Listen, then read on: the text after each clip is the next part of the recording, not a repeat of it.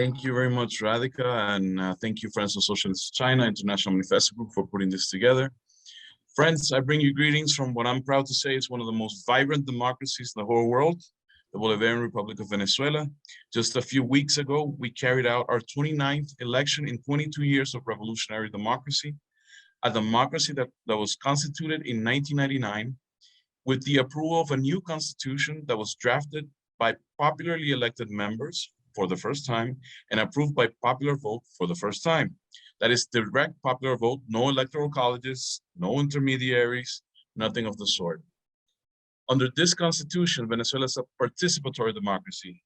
That is a step further from this traditional bourgeois state that the United States believes it can apply or impose on the rest of the world. It is a democracy, Venezuela is a democracy where the paramount decisions are consulted with the electorate, where any elected official from city council to president can be recalled by the middle of his or her term if the electorate so decides. A democracy where organized communities can directly participate in drafting and promoting legislation.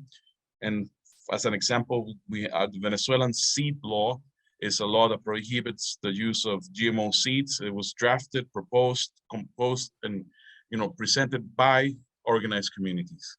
So most importantly, Venezuela became a society where democratic participation became so meaningful that participation in elections increased even after voting stopped. After voting stops being mandatory by law. We achieved this by bringing politics to everyday life, by bringing politics to community organizing, and by making politics the source of concrete changes and policies affecting people's everyday life.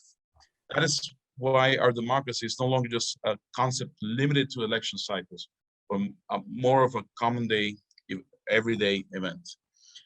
Perhaps the greatest achievement of Venezuela's democracy was engaging all of the population so that regardless of your political ideology or sympathies, everyone participates and relates to the democratic experience.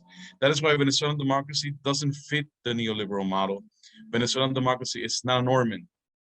It's not there to support a status quo or passively stand by while corporations make decisions over our lives.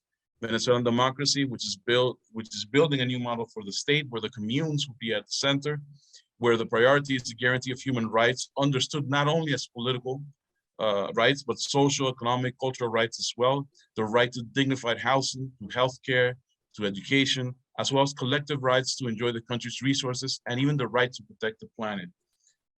That is why Venezuelan democracy doesn't fit that Washington pattern. Venezuelan democracy is not there to cater to corporate needs or US foreign policy objectives. The Venezuelan democracy also knows that Venezuela has responsibilities within the international community. Venezuela respects international law and works every day in achieving what Simon Bolivar called the equilibrium of the universe, a balance where no one country or group of countries can impose their will over others, where cooperation is not only preferred, but actually sought. What Washington wants in Venezuela is a democracy where decisions are made at the level where the US can get control of the decision makers, where Washington can interfere if protests arise, like in Colombia, and repress people that are coming out to the streets and protesting for their rights. Washington wants a democracy where court independence exists only to the extent that it prevents progressive movements from crossing the lines or from demanding too much, or where if anyone gets out of line, well, there are ways to persecute them through lawfare. And of course, we saw the greatest example of this yesterday on International Human Rights Day, when you have a group of countries, sitting around virtually and speaking of what they believe democracy should be, while they approve Julian Assange's extradition to the United States, so that his human rights